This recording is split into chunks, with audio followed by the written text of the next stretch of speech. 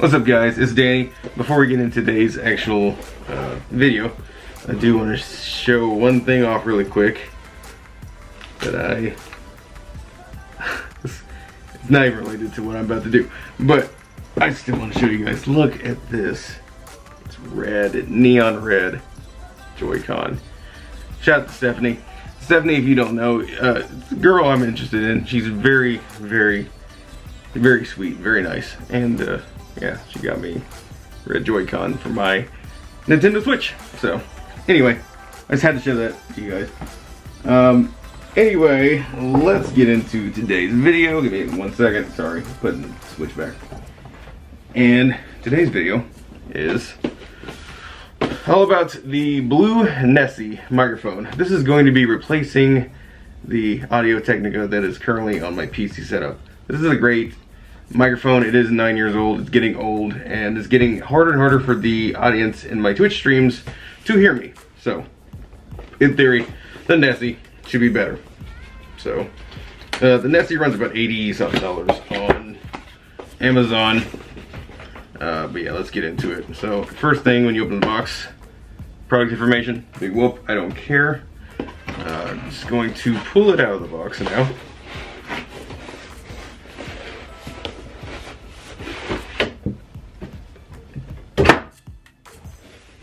Set that back over there.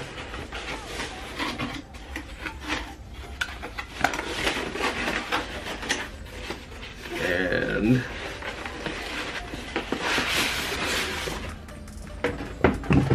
the styrofoam says, if you can see that, I don't know if you can, it's kind of washed out. It says blue Nessie on top. Another reason I wanted this microphone, USB cable. That's not why. Is because it has a smaller footprint. So, and man, is that smaller. That is definitely, look at the bass difference. Look at the height difference. This is gonna be better because as much as I like the Audio-Technica, it does block a good portion of what's on my desk. Like if I'm, you know, sometimes I feel like I have to look around it because it gets kind of in the way of the LED monitor. So anyway, getting this out, very nice. Look at that, guys. Ain't that big? Very nice though. Get it close up here. Kind of.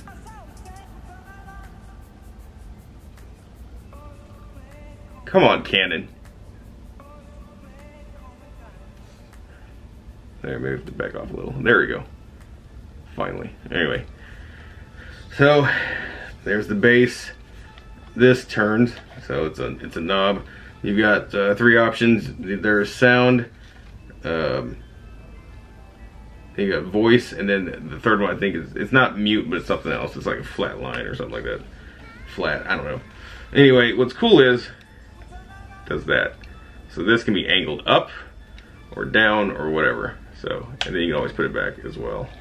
And then default sits like that. So, anyway, I'm gonna go ahead and set this up, and then I will show you guys. So, stay tuned. Okay, a little bit of behind the scenes. Pardon my messy room because I'm an artist and I have to draw 50 llamas. So, there's 40 of them. Anyway, here's the actual microphone. So, and my computer's not on. So, hold on. Let me just do that, and now it's on. So, as you can see, it's plugged in. Really cool volume knob here, like I said before.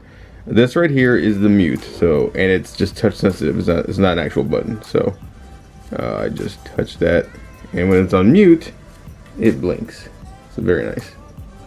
So all in all, I'm not doing a sound test in this video. I might do a different video, but all in all, this is a really nice microphone.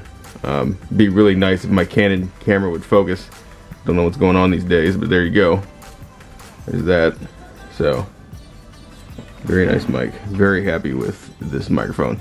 And yes, it does pick up my voice a lot better than the AT2020 did. And I think that's because of its age more than anything. The AT2020 is nearly 10 years old. So, anyway, I will link this below if you want to pick up one of these yourself. Very nice mic, highly recommended. And yeah, it can pick up your voice from pretty far away, and that was one of two reasons why I bought this. That and the fact that it's a lot smaller than the AT2020 was. So, thanks for watching, guys, and I will see you all in the next video. Peace.